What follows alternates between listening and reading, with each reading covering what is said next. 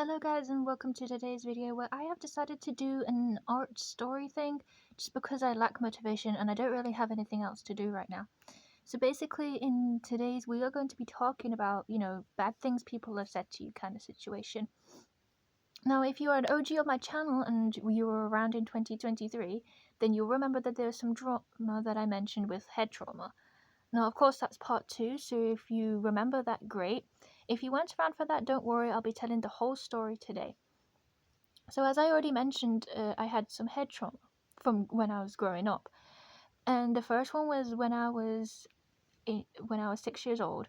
My brother at the time, who was 3, threw a mirror at my head from the top bunk. And obviously, it hurt a lot. And I was, bleeding a lot, obviously. And I had to go to the hospital to get it artificially glued back together. Which wasn't a problem, Accidents happens. My brother was 3 at the time, so he didn't know any better. Then the next thing happened when I was 12. My brother tried to fight me at a bus stop and I tried to run, turned around and smacked into a lamppost, which led to my second scar and second bit of head trauma. Now, a lot of people do tend to say that I look like I've shaved my eyebrow. I promise I haven't, that is just a scar. It's in the worst place possible, and I almost lost my right eye that day. But by the by, I'm still in one piece. But the worst thing that happened was when I was 14, literally 2 years later. So I ended up playing PE for the all-girls group, because we were segregated into 3, all girls, all boys, and the mixed group. It depended how good you were at PE, it depended on which group you were in. And I was vibing playing football, or as Americans may call it, soccer. And we were on the Astro, which is really small, but it wasn't that big of a deal. But we were on the Astro, and I was playing for the team with the pink bib, that this strange vesting, and the other team didn't have a bib at all. And I was walking behind running-ish kind of behind one of the girls who had the ball, and I went round the back of her to get a different angle to try and tackle the ball out of her. However, she ended up accidentally pushing me into the fence, and I hit my head on the left side, and that really hurt a lot. I was just lying there for a minute just to ease the pain off a bit before I sat up. I didn't want to send myself dizzy, and that's when I felt it, the blood on my hands. And I started freaking out because of the 2 prior times of head trauma that I had. Things like that have effects on people long term, and that really freaked me out. And there's this one girl in the group who made it sound like that my brains were hanging out, and that was really terrifying. And mind you, this was what at the time they called it 4th period, or rather 4th lesson of the day. So I still had an extra lesson of class. I ended up getting taken inside. One of the other PE teachers, a lady, patched me up with some bandages basically on my head just to keep it all in. And we called my mom, told her what had happened, that she should come collect me from school. And my last lesson that I would have had would have been math with this really terrible math teacher, Miss Cross. And I have no shame in saying her name. And anyways, the PE lady was like, I'll call your math teacher, explain to her why you're not going to class. Which was fine. It was a Friday anyways, so I didn't really care. It was just 1 hour that I was missing. No big deal. Eventually I got to the hospital, got it all checked up, and got that all sorted. So in a total of my life, 3 times I've had head injuries that led to me having artificial glue. And obviously that sets in a lot of trauma. And I do have this habit of forgetting things a lot of the time. And that isn't my fault. Okay? If I could have stopped the head injuries, I would have. But I couldn't. Things just happen. Anyway, time skip to the following week. I didn't go into school on the Monday because my head was still hurting quite a bit. Not as much as it was, but I still had a bit of a headache, which was normal. I had a bit of headaches the first 2 times. So I had the Monday off and went back in on the Tuesday. And Tuesday I had this thing called intervention maths, which I didn't need at all because I was quite bright at maths back when I was in school. But they made me do it anyways, which was fine. But the math teacher was, of course, the same math teacher that I had for ordinary maths, Miss Cross. But the lesson at least was last lesson, the 5th period, as they called it.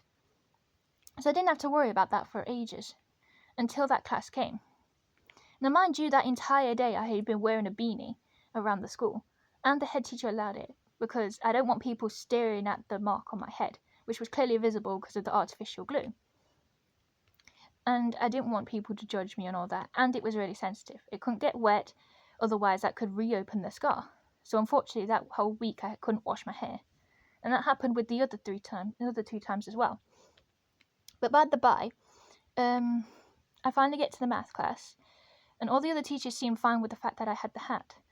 But as soon as I showed the doctor's note and my mum's note from Miss Cross, she instantly laughed at me.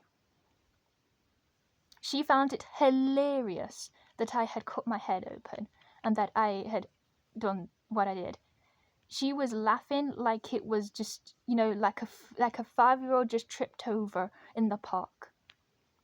She was laughing like it wasn't even that serious. But it was to me. It was quite serious. And I sat down in my seat and I was glaring at her the entire lesson, hoping karma that one day she'd end up having a head injury herself. Because I was fuming, okay? That was a lot of trauma, and it caused a lot of pain, and everyone else was fine and supportive with it, except for her. But she was an evil teacher anyways, and more information about her if you guys want to know what else she's done. But by the by, I was really mad at her. Of course, that was way before 2023.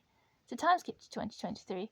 I have this argument with this friend, and if you guys know who she is, then great, you're an OG. If not, then don't worry about it. But basically, I was on my friend's channel, and she put up a community post, and I decided to comment on it. And then there's this one girl who was the first person's friend, who started having a go at me.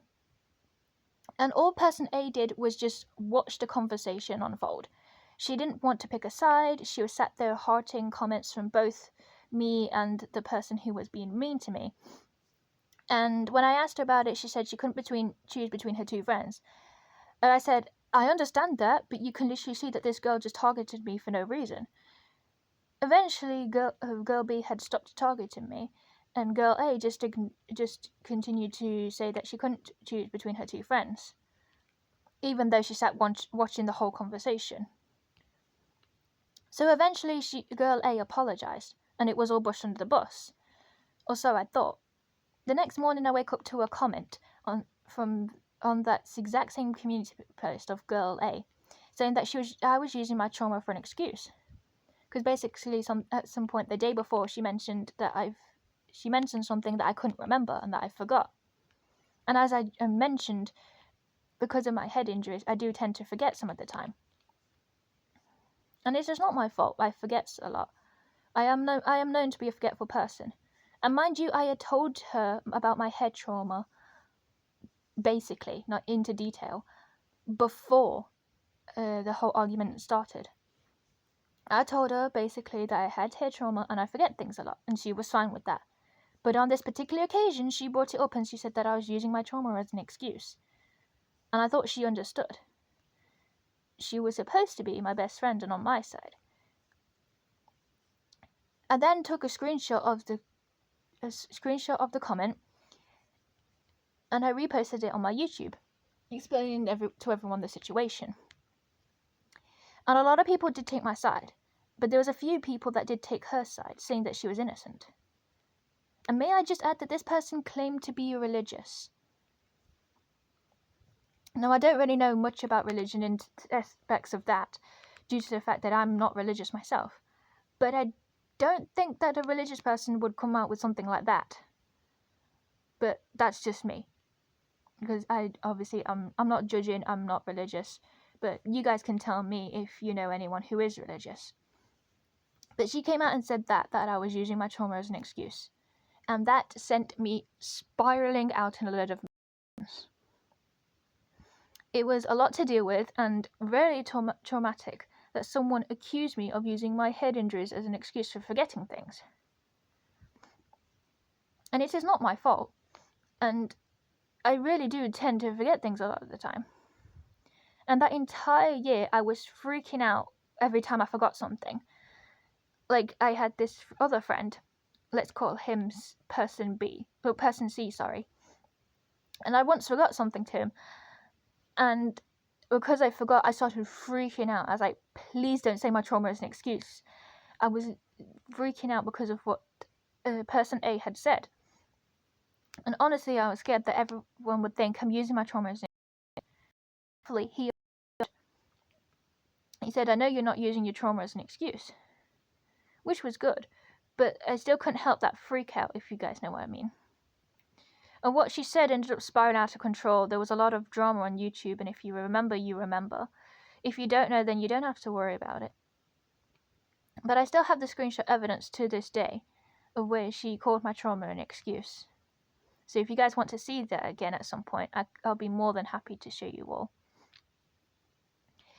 But basically, there was a lot of drama. She's watching me kind of situation. She blamed me, I blamed her. There was evidence that she was watching me as I was talking to person C, and I said something to him, and then person A posted it on her channel saying that I called her whatever, and then she denied watching me. Mind you, what I said to person C was on a post I had tagged him, and it was just us two talking alone on my community at the time. So even though she claimed to not be watching me, she was.